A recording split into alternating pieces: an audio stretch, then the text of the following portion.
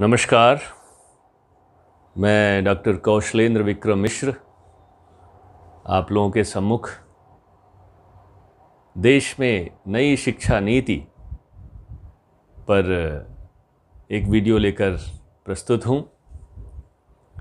हमारे देश में नई शिक्षा नीति आ गई है और इस नई शिक्षा नीति में क्या महत्वपूर्ण चीज़ें हैं, हम आज इस पर चर्चा करेंगे। देश के स्वतंत्रता के उपरांत ये पहली शिक्षा नीति नहीं है। 1968 में हमारे देश में पहली शिक्षा नीति आई। उसके उपरांत 1986 में एक दूसरी शिक्षा नीति आई और आज करीब 34 वर्ष बाद फिर से 2020 में एक नई शिक्षा नीति आई है। इस नई शिक्षा नीति इस मामले में बेहतर कह सकते हैं कि इसने तमाम करीब 2 लाख लोगों से राय ली है। देश के करीब 600 से अधिक जिलों, करीब 2.5 लाख ग्राम सभाओं और ब्लॉकों से लोगों की राय ली गई है। तो यह शिक्षा नीति इस मामले में बेहतर है कि इसमें बहुत से, चाहे वो गांव के रहने वाले लोग हों, चाहे शहरों के रहने वाले लोग हों, चाहे वो प्रबुद्ध हों, चाहे वो राजनीतिक हों, चाहे वो सामाजिक कार्यकर्ता हों, शिक्षक हों, किसान हों, बहुत इसका जो बेस है, राय देने का बेस है, सुझाव देने का जो बेस है, वो बहुत बड़ा है।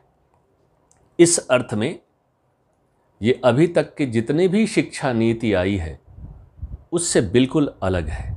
यानी ये कहें कि एक डेमोक्रेटिक सिस्टम में एक डेमोक्रेटिक एजुकेशन पॉलिसी आई हुई है।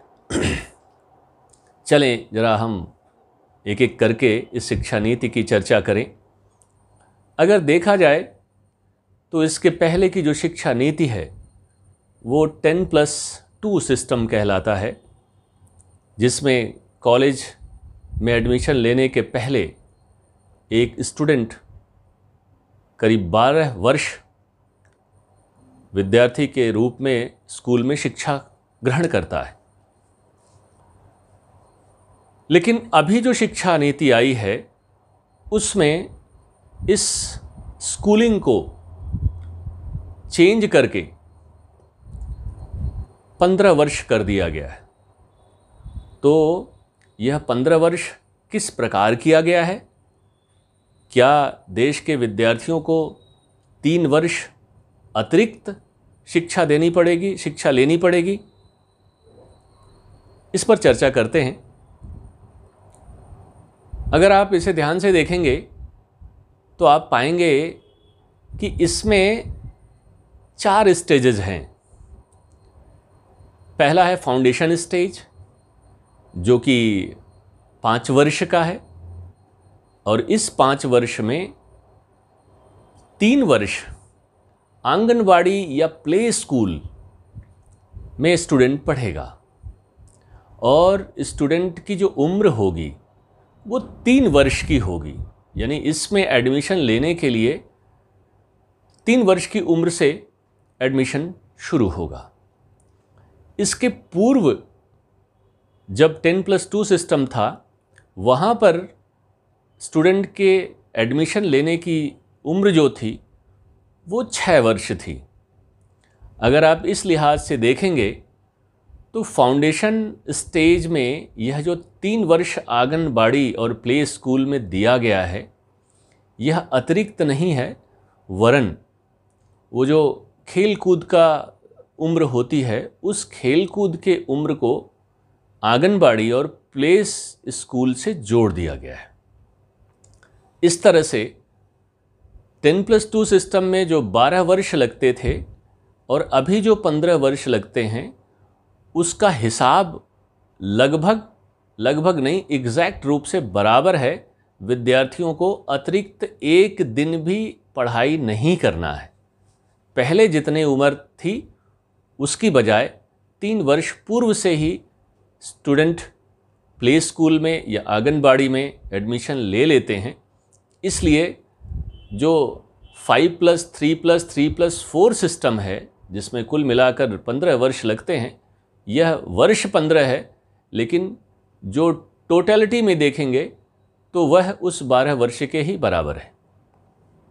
अब चलते हैं कि इस फाउंडेशन स्टेज के आंगनबाड़ी या प्ले स्कूल में क्या होगा, जिसके लिए सरकार इतना जोर लगा रही है। तो ये कहा गया कि इस आंगनबाड़ी में मिड डे मील तो रहेगा ही रहेगा, साथ ही साथ स्टूडेंट को ब्रेकफास्ट भी दिया जाएगा और इसके कारण उनकी हेल्थ पर ध्यान देने की कोशिश की गई। दूसरी महत्वपूर्ण चीज़, कोई बैग लेकर आपको स्कूल नहीं जाना है। आप स्कूल जाइए, कोई ड्रेस भी ऐसी अनिवार्य शर्त नहीं है कि आपको ऐसे ही ड्रेस में जाना है। जो भी ड्रेस है घर की वो आप पहन के जाइए और वहाँ जाइए तो आपको वहाँ खेलना है, खेल कूद है। शायद इसका जो नाम है वो खेल कूद स्टेज होता तो ज़्यादा अच्छा होता, लेकिन होगा यही, खेल कूद ही है वहाँ पर। इसमें कोई परीक्षा नहीं होगी। मेरी नज़र में ये खेल कूद शिक्षा है और इस दौरान स्टूडेंट को आपस में एक ग्रुप में किस प्रकार से वो खेल सकते हैं, उस दौरान अगर कुछ सीखने की कोशिश, चाहे वो नंबर्स हों, चाहे वो अल्फ़ाबेट हों, चाहे वो कलर पहचानने की बात हो, इतना सिखाया जाएगा, इससे ज़्यादा कुछ नहीं होगा। तो यह जो फाउंडेशन स्टेज का पहला 3 साल है, इसका उद्देश्य पूरी तरह से विद्यार्थी में खेल कूद और एक्टिविटी बढ़ाना है। इसके अलावा उनकी कोई न तो परीक्षा होगी और न ही कोई किताब होगी। एक और महत्वपूर्ण बात है, जो कुछ भी शिक्षा दी जाएगी इस दौरान वो मातृभाषा में होगी, लोकल लैंग्वेज में होगी। मातृभाषा और लोकल लैंग्वेज के होने के कारण जो कुछ उन्हें कहा जाएगा, समझाया जाएगा, वो बहुत जल्दी समझ जाएंगे। अब इसके बाकी बचे हुए जो 2 वर्ष हैं, इस 2 वर्ष में कक्षा 1 और कक्षा 2, इसमें विद्यार्थी एडमिट होगा और इस एडमिशन में भी कोई बैग नहीं होगा, कोई परीक्षा नहीं होगी, वरन केवल यह आपके ज्ञान को खेल कूद के साथ बढ़ाने की कोशिश होगी। मैं समझता हूँ कि यह जो फाउंडेशन स्टेज है वह किसी भी बच्चे के विकास के लिए, खासकर मानसिक विकास के लिए एक आधार है। इसीलिए इसका नाम शायद फाउंडेशन स्टेज रखा गया है। और वो आधार, चाहे वो उन्हें फूड इनटेक से हो, जिसके लिए सरकार ने कहा है देने के लिए कि वो ब्रेकफास्ट भी देंगे और जो मिड डे मील मिलता है वो भी देंगे। कोई परीक्षा का बोझ नहीं होगा, क्लास 2 तक कोई परीक्षा नहीं होगी। तो इस तरह से देखा जाए तो ये फाउंडेशन बनाने का एक स्टेज है। स्टूडेंट के ऊपर किसी भी प्रकार का कोई परीक्षा का दबाव या भाषागत दबाव या शारीरिक भोजन के बगैर कोई कुपोषण का कोई दबाव, इस तरह की चीज़ों से सरकार ने इसको बेहतर करने की पूरी कोशिश की है। दूसरा स्टेज आता है प्रीपरेटरी स्टेज, और इस प्रीपरेटरी स्टेज में इसका जो क्लास 3rd है, क्लास 4th है और 5th है। इसके पहले क्लास 2nd तक फाउंडेशन स्टेज में बच्चा आ जाता है।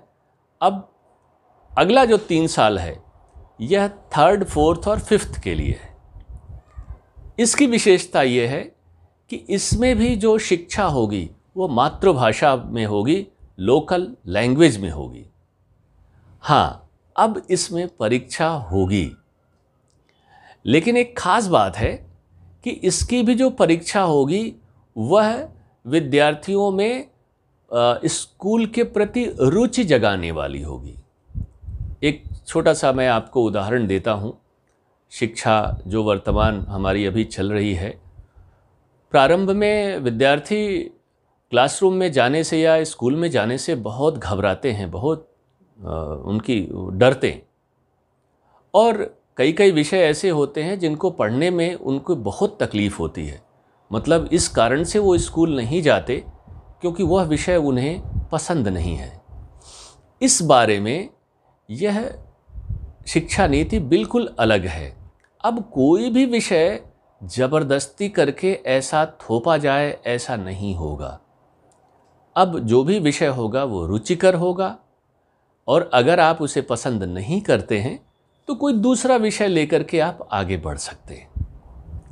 इस तरह से देखा जाए तो जो तीसरी, चौथी और पांचवी क्लास है उसमें अब परीक्षाएं होंगी, लेकिन वह परीक्षाएं का जो स्तर होगा वह बिल्कुल वर्तमान परीक्षा से भिन्न होगा।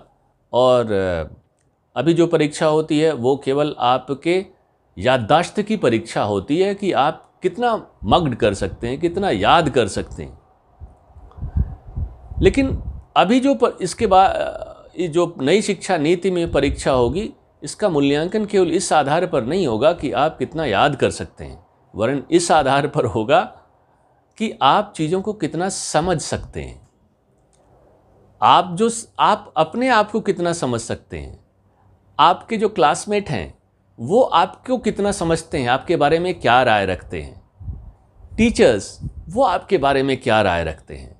तो मैं समझता हूँ कि ये मूल्यांकन की पद्धति भी इस प्रक्रिया में बदली गई है, जिसके कारण अब 90+% पाने की जो होड़ है वह ख़त्म होगी। अदरवाइज जो तरीका है मूल्यांकन का कि बच्चा 90% के ऊपर नंबर लाता है तभी वो अच्छा माना जाता है, यदि वो कम लाता है तो उसके प्रति समाज में या पेरेंट्स अच्छा व्यवहार नहीं करते। तो इस प्रेशर से उसको निकालने की पूरी कोशिश की गई है। अब आते हैं मिडिल स्टेज पर। मिडिल स्टेज 3 साल का है, और मिडिल स्टेज तक आते आते बच्चा इस योग्य हो जाता है कि अब वह कुछ नई नई चीज़ें और सीखने की जो जिज्ञासा है वह पैदा करे, वह पाए। और इसके लिए सरकार ने कंप्यूटर और कोडिंग का ज्ञान यह उसके लिए अनिवार्य कर दिया है। अनिवार्य मतलब उसके ऊपर प्रेशर नहीं होगा, लेकिन यह सीखने का उसे पूरा का पूरा मौका मिलेगा। वोकेशनल कोर्स क्लास 6 से स्टार्ट हो जाएंगे, क्लास 6, 7th ईयर इसमें वोकेशनल कोर्स स्टार्ट हो जाएंगे। और कितनी सुंदर बात है कि पहली बार 6 क्लास से एक इंटर्नशिप की बात चल रही है। इंटर्नशिप का मतलब ये होता है कि आप किसी ज्ञान को जहाँ पर वह प्रैक्टिकल चीज़ पैदा हो रहा हो, जैसे अगर लिफाफे कहीं बन रहे हैं और हमें लिफाफे बनाना सीखना है, तो हम ऐसी जगह पर जाएं जहाँ पर लिफाफे बनते हों और वहाँ पर जाकर प्रैक्टिकली उसे देखें और बना कर देखें, फिर हमें पता चल जाएगा कि हाँ, लिफाफा इस प्रकार से बनता है। तो इस तरह से देखें तो इंटर्नशिप पहली बार ये आया है। यह एक विद्यार्थियों के मन में अपनी पढ़ाई को कैसे प्रैक्टिकल तरीके में बदलें, यानी जिसको बोलते हैं इनोवेटिव आइडियाज़ कैसे उनके दिमाग में आए, और अगर दिमाग में आया तो उसे कैसे प्रैक्टिकल में बदलें, यानी इनोवेशन और एंटरप्रेन्योरशिप की तरफ। ये बहुत अच्छी बात है। अब हम आते हैं सेकेंडरी स्टेज में। सेकेंडरी स्टेज जो होगा ये 4 वर्ष का होगा, 4 साल का होगा, और इसमें पहली बार यह विद्यार्थी के सामने मौका दिया गया कि अब जो परीक्षा होगी वह एनुअल नहीं होगी। अब ये जो परीक्षा होगी ये सेमेस्टर वाइज होगी, यानी 6-6 महीने पर अब आपकी परीक्षा होगी। एक और विशेष चीज़ है जो इसमें जोड़ा गया है, वह है कि इसमें मल्टीपल सब्जेक्ट होंगे। आपको पता है कि हाई स्कूल में मैथमेटिक्स कंपलसरी रहती थी, और इस मैथमेटिक्स के चक्कर में हमारे कितने नौनिहाल इस दुनिया को अलविदा कह जाते हैं। उनके भीतर पढ़ाई को लेकर इतना फियर होता था कि वो अपनी जान तक दे देते थे। तो मैं समझता हूँ ये पहली बार ऐसा हुआ क्या, जो जिसे मैथ्स नहीं आती है वो है एक इंसान नहीं है, क्या वो बेहतर इंसान नहीं है? मैं समझता हूँ इसका उत्तर पहली बार इस सेकेंडरी स्टेज पर दिया गया है कि अगर आप मैथमेटिक्स चाहें तो लें और चाहें तो न लें।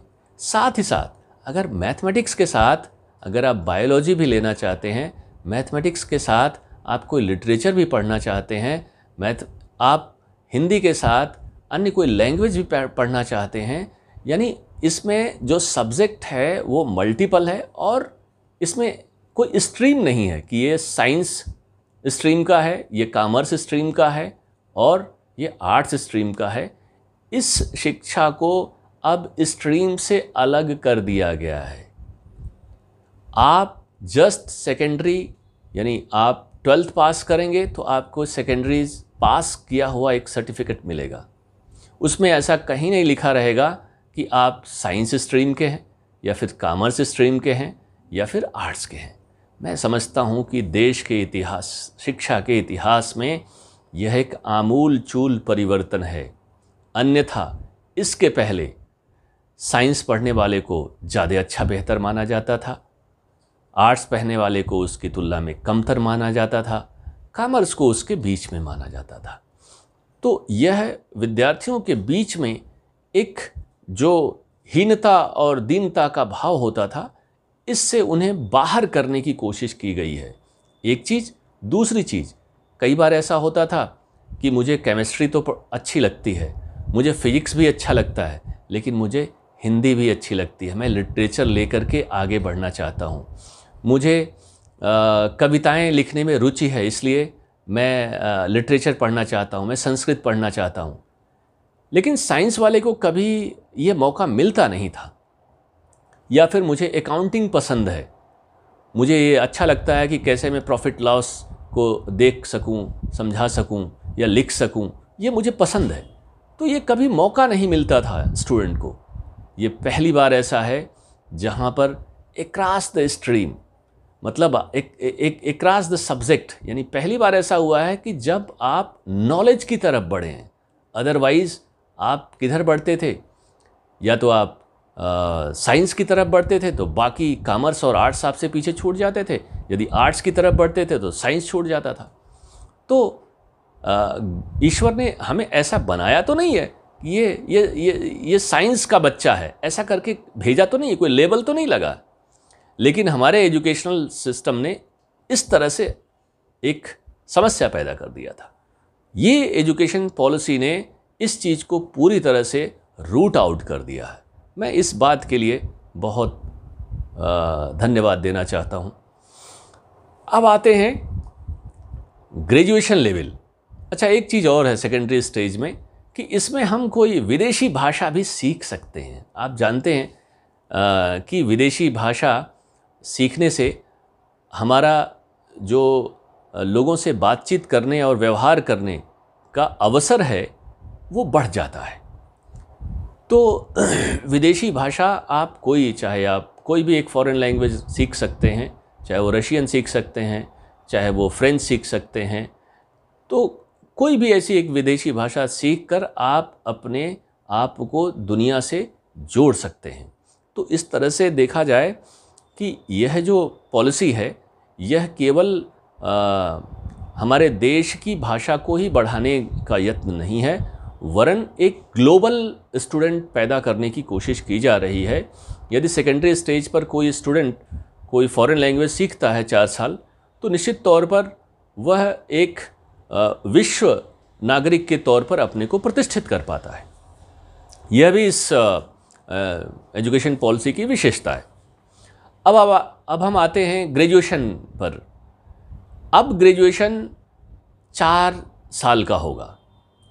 इसमें भी कोई स्ट्रीम नहीं होगी, यानी एक अच्छी बात है इस पूरे के पूरे सिस्टम में। इसमें कोई स्ट्रीम नहीं होगी कि ये आर्ट्स पढ़ रहे हैं, ये कॉमर्स पढ़ रहे हैं, ये साइंस पढ़ रहे हैं, ऐसा कुछ नहीं होगा। अब आपके सामने सारे विषय खुले होंगे।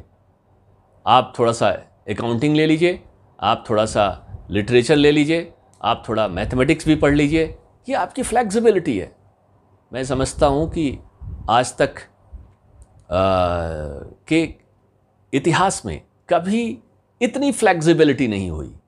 अभी एक चीज़ और देखेंगे तो ऐसा लगेगा कि काश मुझे अब फिर से वापस इसे पढ़ने का मौका मिलेगा तो कितना अच्छा होगा। वो क्या है कि फ्लेक्सिबल एग्जिट और एंट्री। पहले होता था कि ग्रेजुएशन में अगर आपने ड्रॉप आउट ले लिया किसी कारणवश तो आप फिर ग्रेजुएशन नहीं कर पाते थे, लेकिन अब ऐसा नहीं है। अब आप ग्रेजुएशन अगर 1 साल कम से कम पढ़ते हैं तो आपको एक सर्टिफिकेट इशू कर दिया जाता है, ग्रेजुएट सर्टिफिकेट। अगर आप इसे 2 साल पूरा कर लेते हैं तो ग्रेजुएट डिप्लोमा। अगर आप इसे 3 साल पूरा कर लेते हैं तो ग्रेजुएट डिग्री मिलती है। लेकिन कुछ ऐसे भी स्टूडेंट होंगे जिनकी इच्छा होगी कि नहीं वो कुछ रिसर्च भी करें, तो उनके लिए एक 4था वर्ष भी है ग्रेजुएशन का, जिसमें वो ग्रेजुएट इन रिसर्च डिग्री, यानी वो 4थे साल वाले लोगों को एक रिसर्च की डिग्री मिलेगी। तो इस तरह से देखा जाए तो हर वर्ष आप एक सर्टिफिकेट में आप आगे बढ़ते रहते हैं। साथ ही साथ इसमें एक ख़ास चीज़ है कि अगर आप 2 साल पढ़े और फिर आपकी परीक्षा में आप नहीं पढ़ पाए, ड्रॉप आउट हो गए, तो अगर आप 3 साल बाद आएंगे और फिर से आप पढ़ना चाहेंगे तो यस, आपको एंट्री मिल जाएगी। और इसके साथ साथ प्लेस भी है। अगर आप यहाँ उत्तर प्रदेश के किसी विश्वविद्यालय में पढ़ रहे हैं और अचानक आपको बेंगलोर जाना हुआ, तो आपका एडमिशन वहाँ बेंगलोर में भी उसी लेवल पर होगा। इसके लिए सरकार ने एक क्रेडिट बैंक बनाया हुआ है। इस क्रेडिट बैंक में आप जितना भी पढ़ाई करते हैं उसकी सारी क्रेडिट जुड़ती चली जाएगी। तो कई बार ऐसा होता है कि हम बेंगलोर, उत्तर प्रदेश के किसी शहर से, बनारस से निकल के हम बेंगलोर पहुंच जाते हैं, फिर बेंगलोर से हम अहमदाबाद पहुंच जाते हैं। तो साथ ही आपको अब परेशान होने की ज़रूरत नहीं है। वहाँ का विश्वविद्यालय, वहाँ का कॉलेज आपको एडमिट करेगा और आपकी जो इसके पहले की जो योग्यता है, जो क्रेडिट है, वो आपके एकेडमिक में जुड़ जाएगा। अब आते हैं पीजी के बारे में कि पोस्ट ग्रेजुएशन में क्या होता है। पोस्ट ग्रेजुएशन अब 1 साल और 2 साल का होगा। इसमें भी वही हालत है, मल्टीपल सब्जेक्ट हैं। अब कोई ये नहीं कह सकता कि मैंने एमएससी किया, अब कोई ये नहीं कह सकता कि मैंने एमकॉम किया, अब कोई ये नहीं कहेगा कि मैंने एमए किया। अब पोस्ट ग्रेजुएशन कहे जाएंगे। कोई भी विषय, कोई भी पेपर आप चुन सकते हैं। हाँ, एक ख़ास बात है कि जिन लोगों ने ग्रेजुएशन 4 साल में किया है, यानी रिसर्च डिग्री जिन्होंने लिया है, वो 1 साल में ही पोस्ट ग्रेजुएट हो जाएंगे।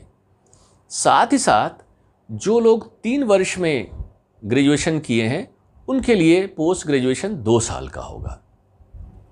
अब जैसे ही आप पोस्ट ग्रेजुएशन कर लेते हैं वैसे ही आप रिसर्च में अपने आप को एडमिट कर सकते हैं। और इसके लिए सरकार ने नेशनल रिसर्च फाउंडेशन की स्थापना की है। नेशनल रिसर्च फाउंडेशन में सरकार का कहना है कि हम करीब 20,000 करोड़ रुपए प्रति वर्ष खर्चा करेंगे। और ये नेशनल रिसर्च फाउंडेशन केवल साइंस के लिए नहीं है, केवल कॉमर्स के लिए नहीं है, केवल आर्ट्स के लिए नहीं है, ये सब के लिए है। मतलब देश में जो सबसे बड़ी कमी थी हमारे देश में वो ये थी कि नेशनल लेवल पर जो रिसर्च का काम है, जो क्वालिटी रिसर्च है, वो हमारे देश में नहीं था या बहुत कम था।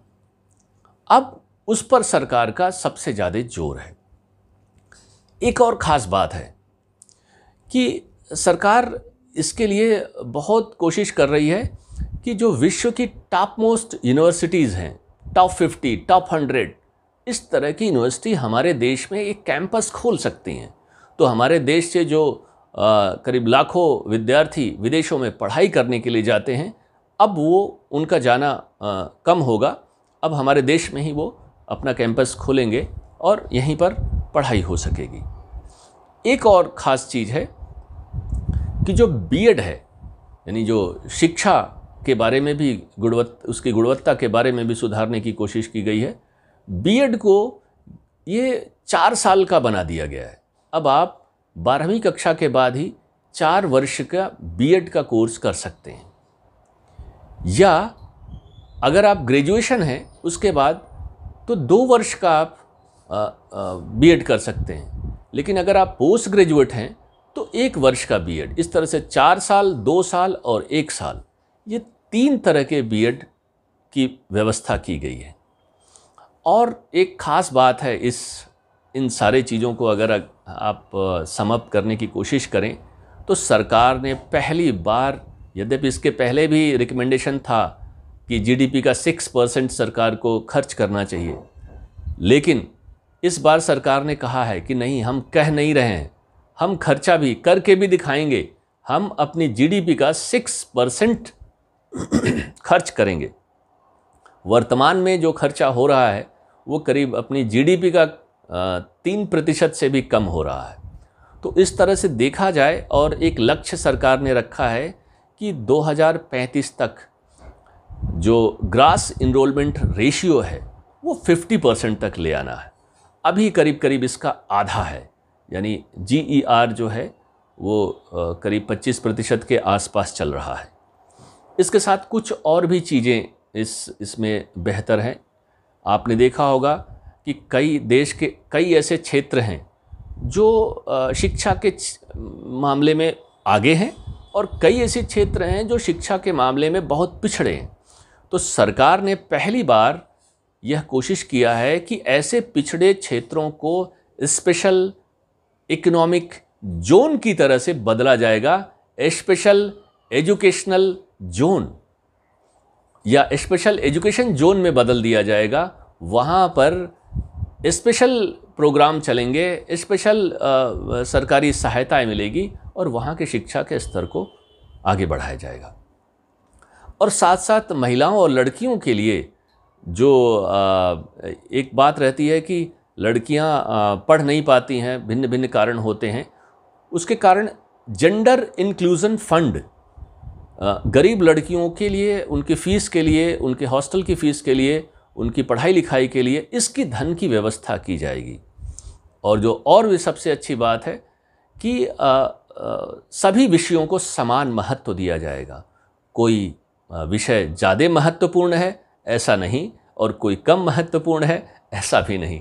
तो साथ ही साथ शिक्षा की गुणवत्ता भी देखी जाएगी। एकेडमिक क्रेडिट बैंक होगा, ये क्रेडिट कहीं से भी ट्रांसफ़र हो सकता है। साथ ही साथ देश की दुर्लभ भाषाएं, पाली, प्राकृत और फारसी, हम संस्कृत को दुर्लभ भाषा नहीं कह सकते हैं, तो इन सारी भाषाओं को प्रोत्साहन देने का विशेष कार्य होगा, और विशेषतः ट्रांसलेशन का कार्य होगा। यानी एक भाषा की जो जानकारी है वो दूसरी भाषा में दूसरी भाषा के लोगों को भी दिया जाएगा। तो इस तरीके से देखा जाए तो इसकी जो मुख्य चीज़ें हैं, मातृभाषा में शिक्षा प्रदान करना 5वीं कक्षा तक, जीडीपी का 6% खर्चा करना, छात्रों का मूल्यांकन, ये बड़ा महत्वपूर्ण विषय था, क्योंकि मुझे पता है कि जो मूल्यांकन होता है वो केवल हमारे मेमोरी का मूल्यांकन होता है। स्टूडेंट की मेमोरी का वो कितना याद करके लिख सकता है, इसका मूल्यांकन होता है, जिसका मैं हमेशा से विरोध करता रहा। ये कोई सही चीज़ नहीं है, सही तरीका नहीं है। तो यह मूल्यांकन अब क्या होगा, छात्र खुद भी करेगा, उसके साथी भी करेंगे, उसके टीचर भी करेंगे। और देखा जाए तो जितनी भी चीज़ें हैं, जितनी इस पर चर्चा की गई है, एक यह कह सकते हैं कि सारे विषयों को समान रूप से स्वीकार करना, समान महत्व देना। साथ ही साथ अब जो फ्लेक्सिबल एंट्री और एग्ज़िट हुआ और सारे विषय को समान महत्व दिया गया, मैं समझता हूँ कि देश के इतिहास में यह एक मील का पत्थर होगा। और बस एक प्रश्न सभी उठाते हैं कि वह कैसे इम्प्लीमेंट होगा। मैं सोचता हूँ कि सरकार अगर चाहे तो चीज़ें ज़रूर इम्प्लीमेंट होंगी। हमें भी जो हमारा रोल है वो अदा करना चाहिए इसकी इम्प्लीमेंटेशन में। और इस तरह से अगर ये शिक्षा नीति चली तो इसमें कोई शक नहीं है कि देश एक ज्ञान का समृद्ध शक्तिशाली देश बनेगा। अगर पूछा जाए कि इसमें कमी क्या मुझे नज़र आई इसकी, तो इतनी तारीफ मैंने किया, तो अगर मुझे कोई कमी निकालनी होगी तो मैं एक कमी मुझे जो समझ में आई है वो ये आई है, इसमें सबको आपने जोड़ा। छात्रों के मूल्यांकन में छात्र को जोड़ा, छात्र के सहपाठियों को जोड़ा, टीचर्स को जोड़ा, लेकिन आपने पेरेंट्स को नहीं जोड़ा। तो अगर इसमें कोई परिवर्तन मैं चाहता हूँ तो वो यही है कि इस मूल्यांकन के लिए उनके पेरेंट्स को भी महत्व दिया जाए। तो इस तरह से यह शिक्षा नीति है। मेरी समझ से जो भी चीज़ें आई हैं वो मैंने आपके समक्ष रखा है। अगर आपको अपना कोई भी कमेंट देना हो तो आप नीचे कमेंट बॉक्स में इसे दे सकते हैं और अपनी बात को रख सकते हैं। इसी के साथ इस चर्चा को आज विराम देते हैं। नमस्कार।